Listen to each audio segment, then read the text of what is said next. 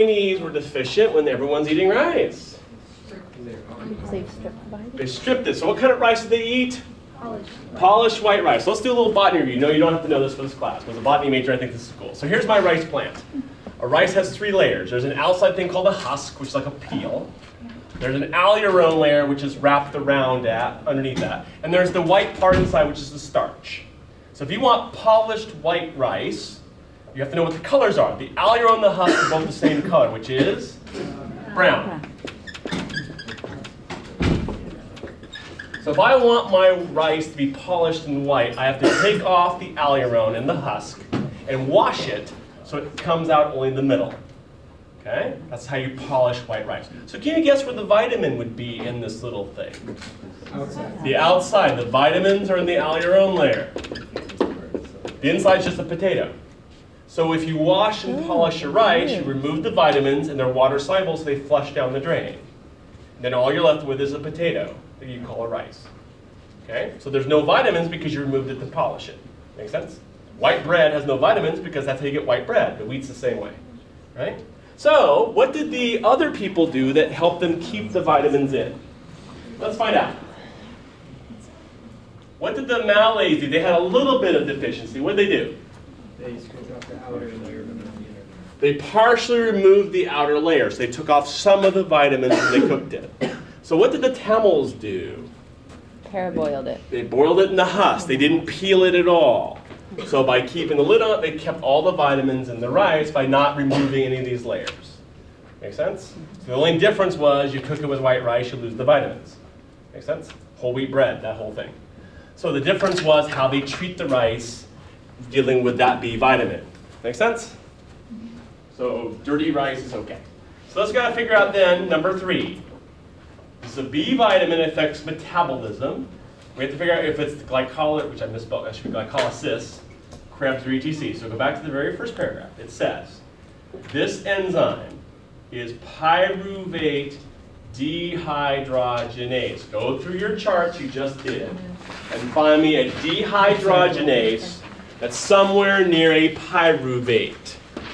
Look on the second page. The beginning of the Krebs cycle. Let's see if that's true.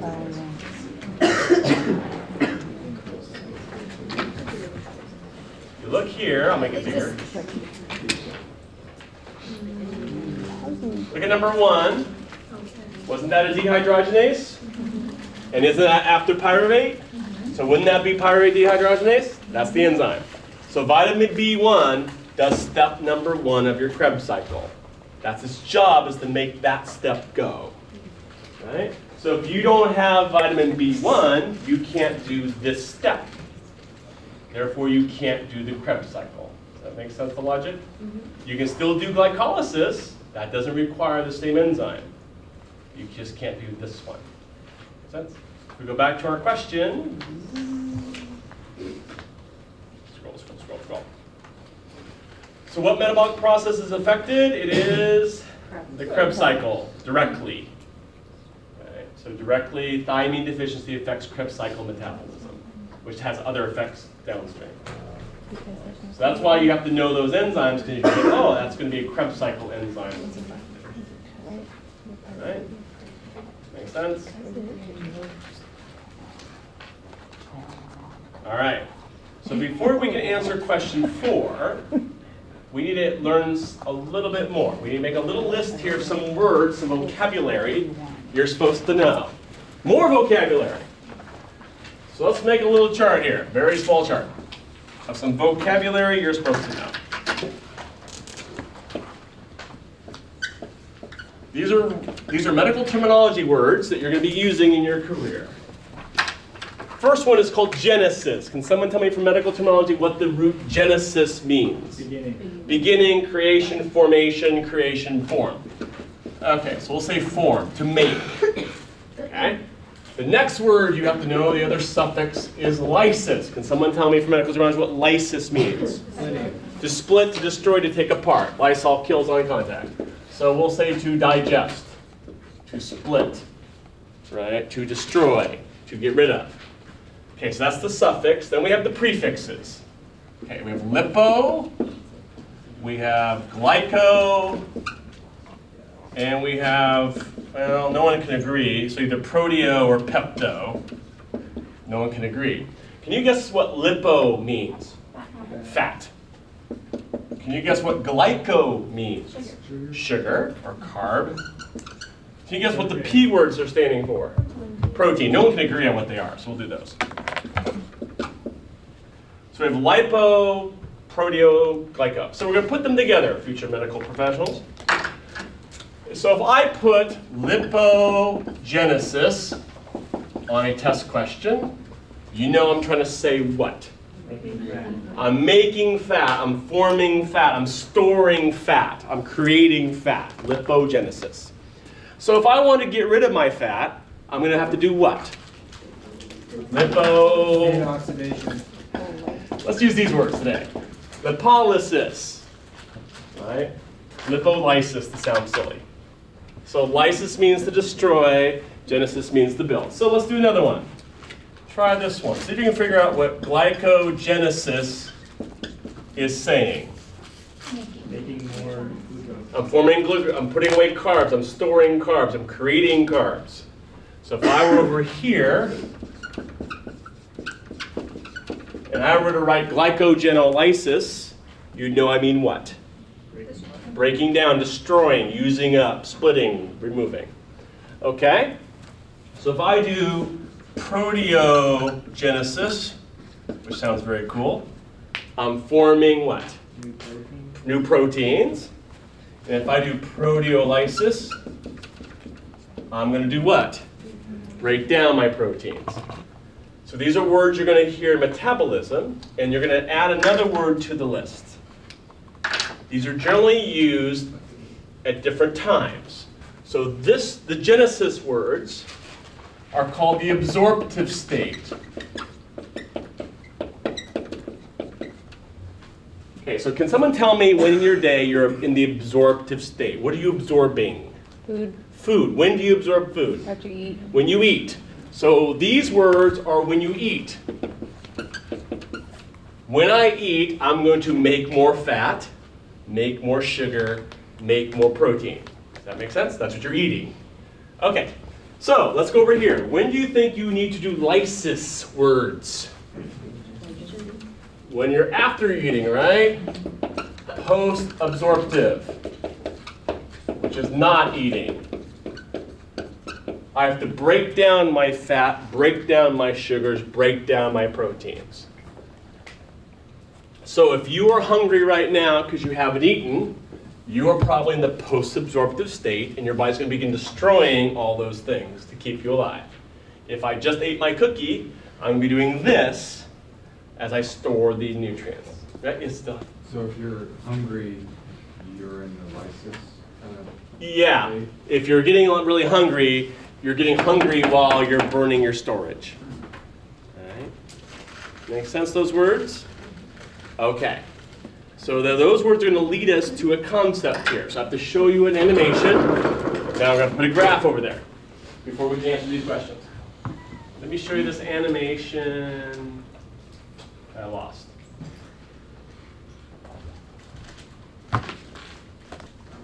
Aha.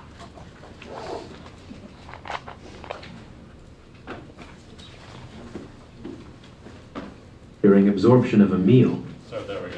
when blood glucose levels are high, as they tend to be during absorption of a meal, insulin is released by the pancreas. That's the last term, right? So notice what we're talking about, the absorptive state. I've eaten. There's now food to absorb in my intestines. I'm going to store it away. So I'm going to do lots of words you've now seen on the Insulin boards. triggers several metabolic adaptations to increase nutrient absorption. Insulin stimulates the transport of glucose into body cells, where it is used for ATP generation via glucose catabolism. Insulin stimulates the conversion of glucose into glycogen for storage in liver and muscle cells. Notice he says the word storage here. That's a genesis word. I'm storing, I'm creating it, I'm putting it away. So you just got paid. Hopefully you're putting it in the bank, right? That's genesis. You're creating an account, right? Notice the word here, glycogenesis. I'm putting it away. Insulin stimulates the synthesis of triglycerides in liver and fat cells. Look at that word, lipogenesis, right? If you eat more, you get fat. That's how this works, right? Storing extra food away. Insulin stimulates the use of amino acids for the production of new proteins. Which is neither here nor there. So I eat my meal and As you can see, insulin is the primary hormone regulating metabolism during the absorptive state.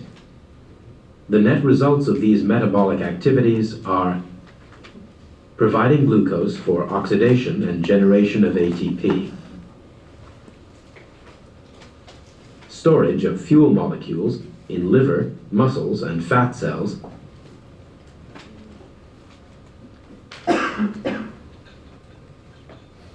It's the longest break in the planet when you and providing amino acids for the production of proteins.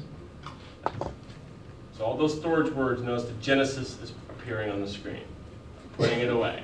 Don't believe that? I'll feed you candy bars every day and you can watch yourself store fat. Right? Let's click the liver. Post-absorptive state. The major metabolic challenge in the post-absorptive state is to sustain a normal blood glucose level. When blood glucose levels drop, as they do several hours after a meal, then the hormones glucagon and cortisol are released. Remember those? Yeah. They're on your Under chart. low blood glucose, the autonomic nervous system is also stimulated to release epinephrine and norepinephrine. After fasting for a few hours, epinephrine and glucagon stimulate the breakdown of Wow, look at that word there. Blah, blah, blah, lysis. Right? I'm taking it out of, so when you next week you're going to take money out of your bank account and start spending it because you're running out. That's the logic here. So I'm going to take it out of my liver, I'm going to lysis my storage to use it. So I'm going to do all my lysis words. thereby increasing available blood glucose. Lysis. Fasting for many hours or a few days depletes glycogen reserves, causing the breakdown of proteins and lipids to become a major source for energy. Cortisol and glucagon both stimulate metabolic reactions that cause liver cells to produce new glucose from lactic and amino acids. Fancy word, that's gluconeogenesis.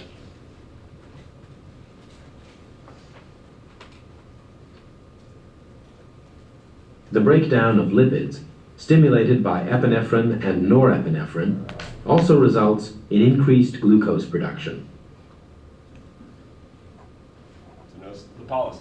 Right? I broke down my muscles, I broke down my fat, I broke down my starch, trying to get some energy out of the bank here. Wow, look at that go.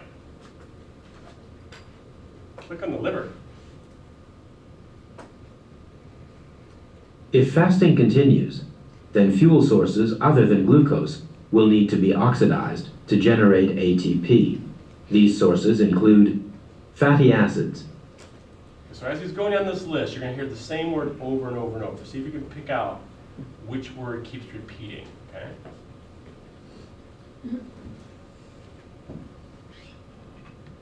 As soon as he gets to it. lactic acid, amino acids,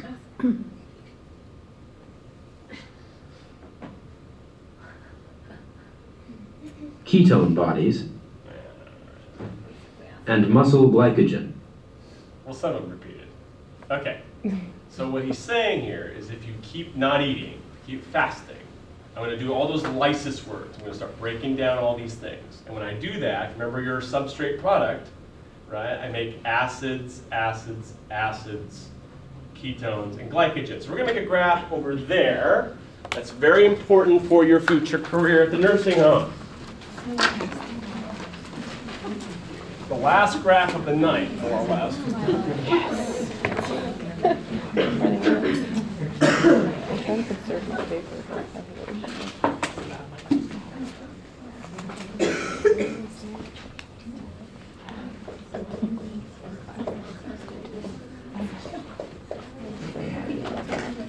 I'm going to graph blood acid over time, my body's acidity over time. So I'm going to start fasting. I'm going to stop eating. Whatever. And I'm going to watch my blood acidity. So looking at that animation, what should happen to the amount of acids in my blood if I stop eating? I do all these lysis words. It should go up because they say acid, acid, acid, acid. So I'm going to have more and more acids climbing in my bloodstream when I stop eating, right? So the fancy word that people come up with, which you're going to learn in about 3 weeks, is they will say you're in acidosis. You become acidic. We'll learn more about that in a couple weeks. So as my body gets more and more acidic from being in the post-absorptive state, EMTs will call you acidosis. That's the acids. There's another word on here they'll throw at you, which is the one with a K. So you get more ketones. So what do they say when you have ketones and you're acidic? They combine them and say you're in Ketosis. ketosis or ketoacidosis. So that is a word you will hear a lot in your career, that someone's in ketoacidosis or ketosis. Another way to say it. So we got to figure out where these ketones are. These ketones are from burning fat.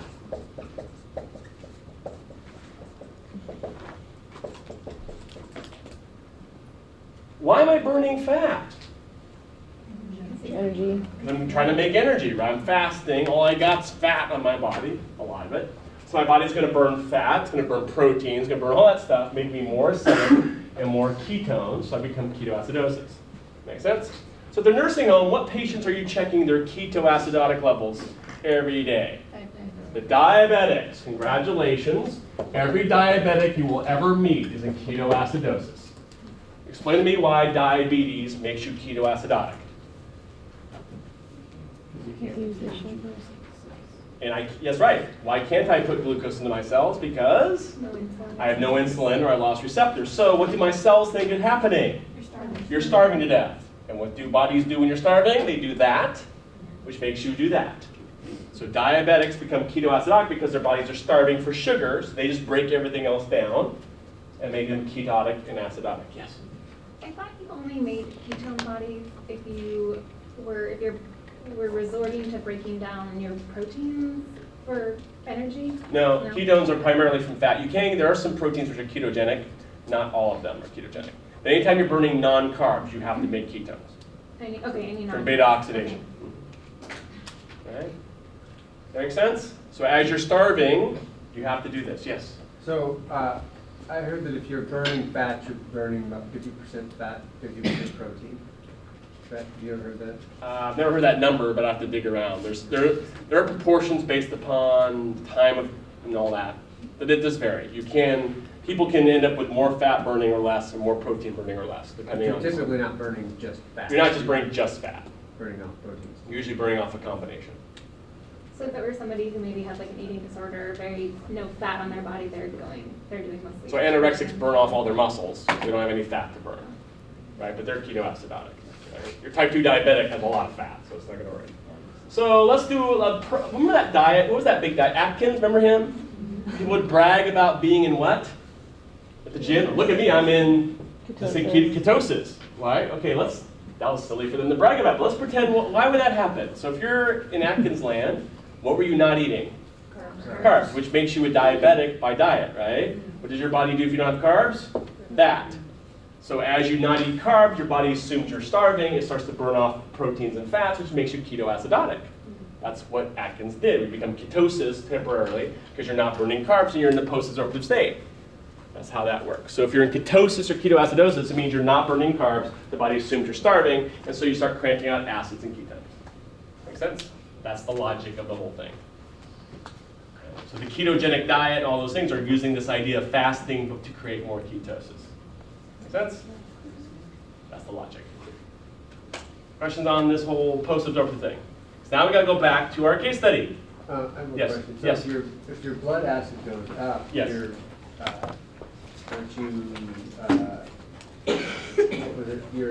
increasing your unloading of oxygen in your Yes, so your performance would go up. possibly, yeah. Yeah, the body doesn't know why, it just assumes I'm going to load more, your breathing would go up more to compensate. So in a couple weeks when we do metabolic acidosis, that's what you're going to do is your body's going to adjust breathing to lower that problem. So while it's doing that, it's going to unload more.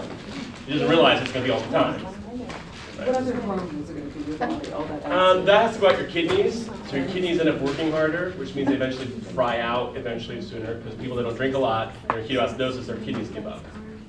So diabetics will lose kidney function over time. Where was I at? Oh yeah. Like this. The net results of the influence of increased glucagon, cortisol, and ANS stimulation during the post-absorptive state include the production of glucose from the breakdown of glycogen, proteins, and fats,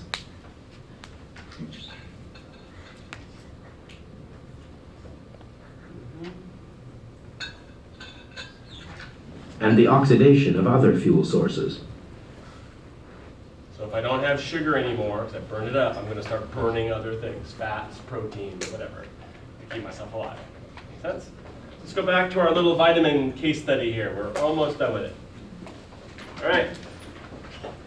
So let's look at the number 4 based upon what you just kind of learned. So a negative correlation between thiamine and how much fat's in your diet. So can anyone guess why with more fat you need less thiamine? This is fat soluble. What is it? Fat soluble. No. That's a good answer, but not for this one.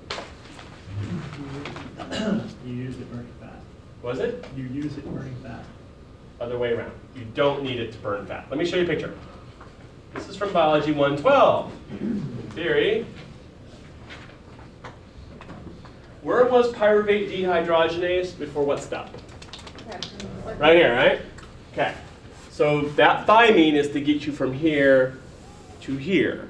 Where are the fats at on this picture?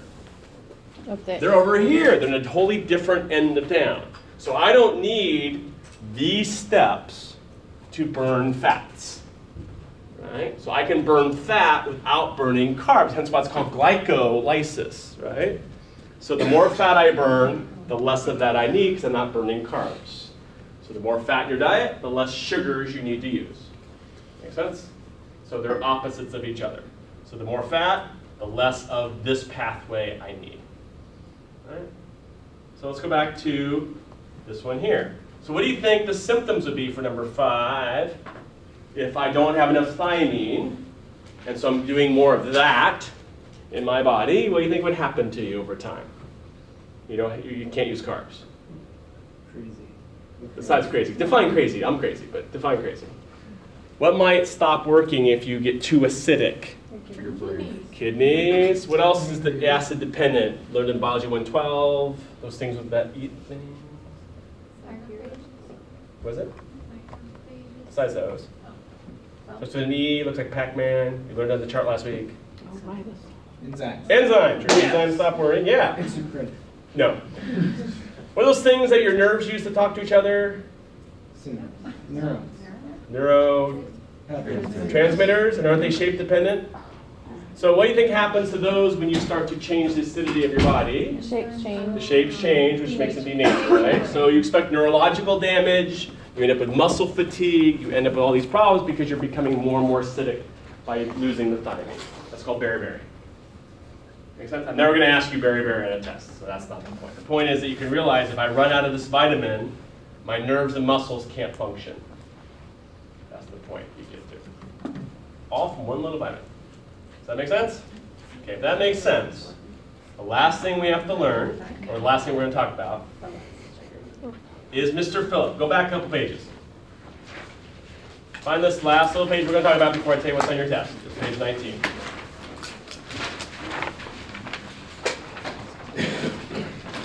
We have this Mr. Phillip who's having problems, and they do a bunch of graphs. We're going to skip right down to the data table.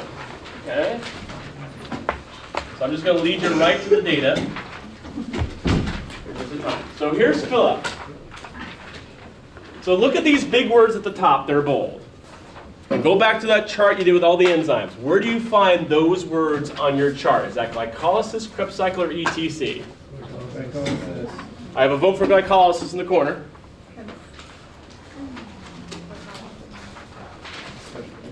I don't know.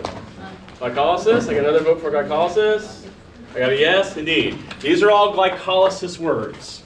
So this man's having a problem with his glycolysis system. And you're going to look at these numbers and realize that he has a whole lot of this, a whole lot of that, a whole lot of that, and none of that. Okay, so on your chart of glycolysis, figure out where this molecule and this molecule are. And they're going to ask you that on a test. Kinases. So see, what was it? Kinases. Kinase. Look at you! You knew the question before I got there. Damn you. All right. Let's go find out where those are on this. Cytoplasm. So you look at those chemicals. Weren't they here? Wasn't this them? And what kind of enzyme was it again? Kinase. That's a kinase. So he has a problem with his kinase enzymes. He can't go from step 3 to step 4. If you look at the numbers, which I just lost, he can't go from fructose 6-phosphate, which is high, to fructose 1,6, which is really low. That means the enzyme between them is not working. He can't convert one to the other. And that enzyme is number 3 on your chart. So there's a problem with this kinase enzyme. It's a kinase deficiency. Make sense? Everyone see that okay? So that's again why you have to know these enzymes. So I know if it's this step, that's a kinase. So he's deficient in his kinase enzymes. Okay? So let's go answer just a few of these questions. We're not going to do them all. We're going to figure out. Let's see which one I want to do. Let's do this one. Number 1, mine from 112, where lactate comes from, or lactic acid. Where's that from? Anaerobic metabolism. Anaerobic metabolism. Very good. And why do you make lactic acid when you're anaerobic? To recharge the NADs. True, because you don't have oxygen, right? Let's review Biology 112 one more time. That was a 5-credit class, right? You paid more for that than this one, right? All right. No one remembers anything from it. All right. So remember, everybody does glycolysis, right? That's standard. You have to do that. And you have a choice. You have oxygen or no oxygen. Remember that? If you have oxygen, what are your next pathways going to be if you have oxygen plus glycolysis? TCA. You're going to do Krebs cycle, which is the TCA cycle, and the ETC. So if I have oxygen in my body, I go from glycolysis to Krebs and ETC. If I don't have oxygen, I do glycolysis and then make what? Lactic acid. Lactic acid. And then do more glycolysis. So that's what happens because you're anaerobic. So you don't have oxygen, your muscles have to make lactic acid in lieu of the energy. Okay? So look at his graph, that dark graph on the first page, knowing that. See the graph? Okay. Which one is Philip's graph? Which line is him? Anyone see it? He's this dark line. Here's Philip. What's this other stuff? Who are those people? That's everybody else, normal people. That's sure not me. And this is lactic acid. So we're measuring lactic acid over time of exercise. What did you see about Philip's lactic acid? It's low. It's low. He never makes any, which tells you he can't do what? The only time I make it is when I do glycolysis, right? So what happens when you can't do glycolysis? You can't do that. So because he can't do glycolysis, he also can't make lactic acid. Right? Make sense? Because he can't do step 1. He can't do glycolysis. So he has that's why his lactic acid never goes up. He can't produce it because he has a kinase deficiency. So for this class, as long as you know that's a kinase enzyme, and because of that he can't make lactic acid, that's the goal of this. Does that mean he's living off of fat and protein? Yeah, he's actually permanently ketoacidotic. It's called a phosphofructokinase deficiency. It's a metabolic disorder. It's recessive. It's relatively rare. You're born with it, and you can't make that enzyme work. So you never do glycolysis. So you store sugar all day long. You never burn it. It's like an invert diabetes. You have all the sugar, but you actually can't burn it instead of just transporting it. So you burn fats all the time. Which is why he can't do quick exercise. He can't get the fat out fast enough to compensate for the speed of the exercise. So you can do slow exercise because you can burn fat, but you can't do a quick exercise. Yes? So, because of that, would he be burning his muscles? Yes. Okay. So be ketoacidotic, yeah. What is blood sugar? His blood sugar usually is normal because they keep putting in the cells. He has insulin, so it works. He just pumps in the cells. The cells just get huge, they hypertroph, because they store all this sugar, they never burn it. If you look at the glycogen, that's starch. Look how much starch is in his body. His muscles have, what is that? 5 times the normal starch load, because he just keeps storing it all day long and never burning it. So he's saving money and never spends it, is the logic that he's doing. So there's a lot of pain. Yeah, if he exercises, he immediately becomes painful because he can't do anything with it. Make sense? So this exercise, if you caught that was a kinase enzyme, that's what you had to understand. Make sense? Okay, so I think that's all I was, oh no, there's one, sorry. There was one more thing we have to cover. I forgot, this one. This really is the last one. I forgot, PC says you're supposed to know cholesterol real briefly. Then I'll tell you what's on the test. All right, we talked about this, we did chylomicrons. So let's go through this real quickly.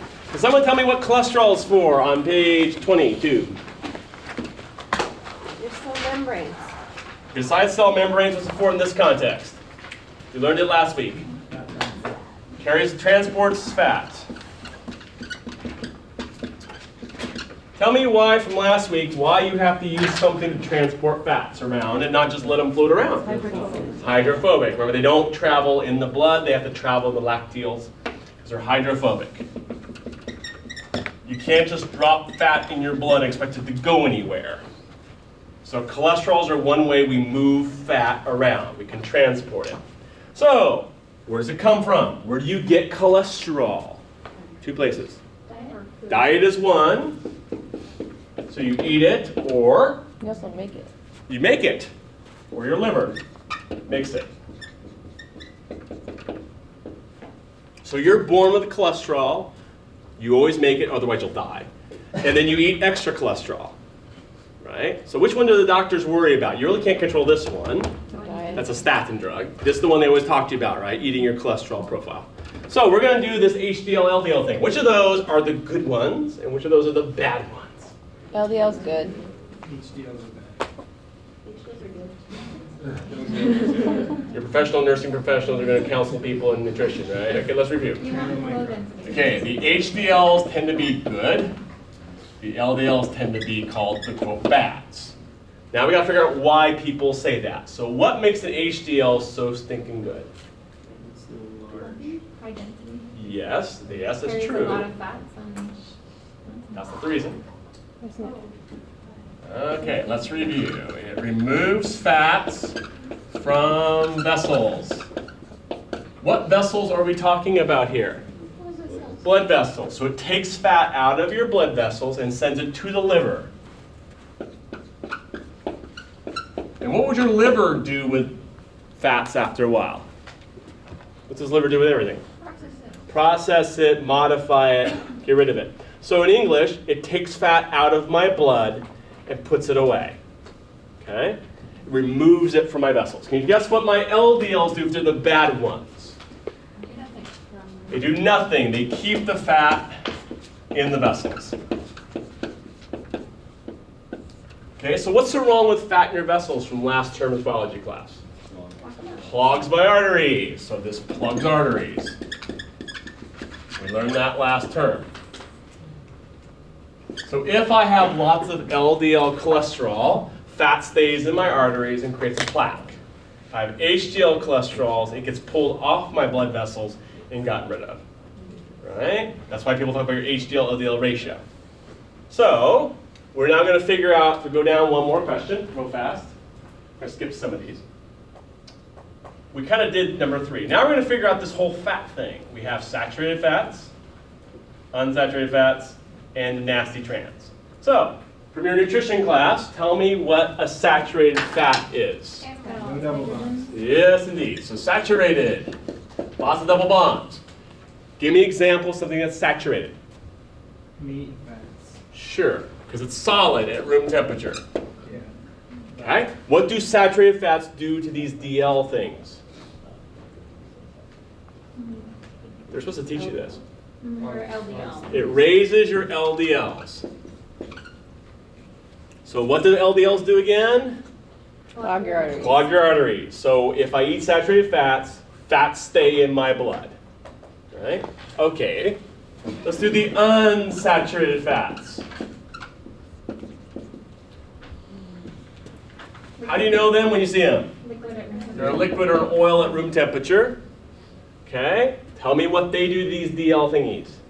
Raise your H, or They raise your HDLs. So what do HDLs do? Remove fat. Remove fat from my blood. So the more unsaturated in general I eat, the less fat stays in my blood. Gets removed to the liver. Okay? So now, the big nasty one, banned in New York.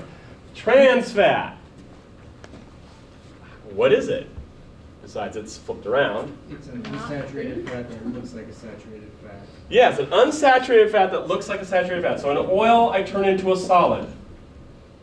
You take an oil and make it solidify. Think of Crisco. Right? That's transing most of the time. What does it do to your DLs? It raises your bad cholesterol and inhibits the enzyme that converts bad cholesterol to bad fats to good fats. Very good. So, it raises your bad and lowers your good. Which means it's worse than any of these. Because I get more of the bad and less of the good. Here I just get more bad, but I still have good. Here I have good. Right? So, yes? So when we use the word hydrogenated. That's the synonym for that. So when you hydrogenate, you have to basically put more hydrogens by breaking the double bonds, and usually that results in a trans, not always, but usually a trans shift. So hydrogenate was a way to hide this word from your view. Right. Does this make sense? So which of those should you eat the most of? Ideally, the unsaturated would raise my good cholesterol, my good fats. This one, not so much. This one is supposed to be avoided, right? That's the logic behind those rules. Right? So look what he does. He decides, well, fat must be bad for me. Okay. Tell me what's going to happen after he quits eating quit eating fats. He's going to eat carbs, right? Because they make me feel good. Right? So let's see. What's going to happen to him? Let's go over to here. Right? So we had a graph over here on CCK, which I erased. So he's not eating fat, so what's he going to do? Get hungry. Eat all sorts of sugar all the time. So I'm going to increase my sugar, increase my blood sugar. And what hormone makes you store the sugar? Glucagon. Nope. Oh, The glucagon's when you're starving and you need to release the sugar. Which one puts it into your cells? Insulin, which is going to increase my insulin. And what do receptors do when you increase the hormone? They downregulate, which make me lower the receptors. And what do you call people that can't hear insulin anymore? Diabetic. Diabetics. This is how you become a type 2 diabetic. You overload your body with sugar, which forces you to raise insulin, which burns off or downregulates receptors, so you hear it less often. It's a tolerance. Remember that mouse party thing? Mm-hmm. That's mouse party. Meth and insulin are the same to your body in terms of burning off receptors. Right? Make sense? So one of the problems with fat-free diet was people also becoming insulin dependent because of that. Or insulin resistant, I should say. Make sense? So you're supposed to know the different cholesterol. So, having said that, let me tell you what's on your test. That's why you're probably still looking at me. Let's talk about your test for next week. Okay. Let's out nice and early today.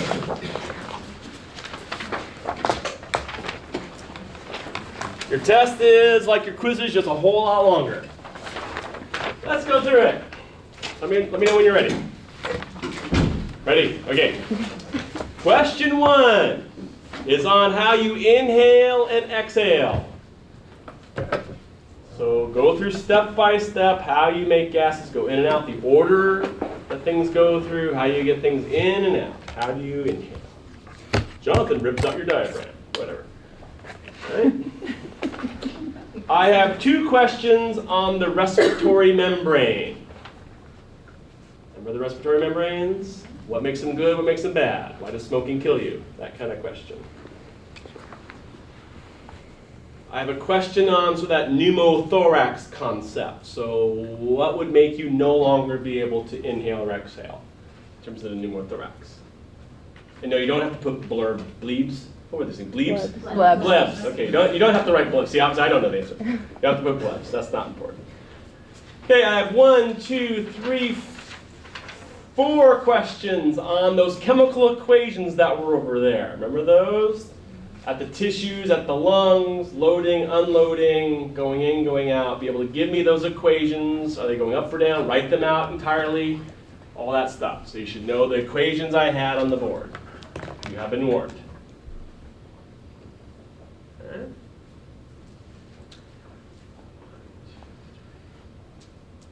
Well, okay. We'll call it 4. It's actually kind of 3. There are 4 questions on the oxygen hemoglobin dissociation curve. That damn curve. So you have to read the curve, be able to give me values. If I give you the curve, and interpret the curve. So if it's shifting right, shifting left, more unloading, less unloading, be able to interpret that curve. But the Bohr effect. The Bohr effect, yes. Make sense? Wow, a whole big page with a table on it, and it's blank. I wonder what that could be. You're supposed to know the table of digestion in some mode. It may look different than yours, but it's the table information. Just tell me yeses and nos, the enzymes, what's going on where. So big question, bunch of questions on that. And then I have, like today's quiz, I have other questions that relate to that information, just word questions. What's the source of this? What's the product of that? The enzyme stuff. Okay. I have 1, 2, well, yeah, we'll count that one too. 3 questions on the sphincters. So where are they located? Were they open or closed like we did tonight? The gastrin thing. So tell me about your sphincters. Right.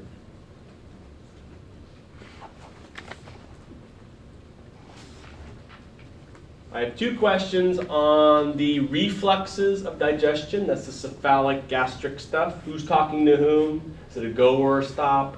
More or less? And I have 2 questions specifically on the hormones of digestion. That's the gastrin, CCK, secretin stuff.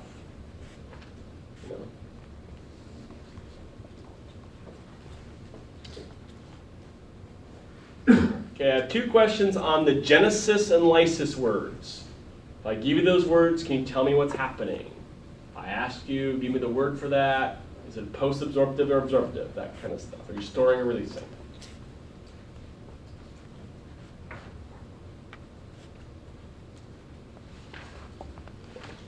I have a question on 2 questions on the vitamins. You're supposed to be able to tell me what they are, if they're water or fat soluble, and a basic of what they do. Right? I have a cholesterol question. So you're supposed to know good versus bad, all that. Let's see that. 1, 2, 3. I have 4 questions on the enzyme things that we went over tonight. So be able to know which enzymes are in which process. If I give you those pictures, could you label an enzyme? That kind of stuff. So know kinase, dehydrogenase, and all those when you see them. And that's what I have coming down the pipe for you on Friday.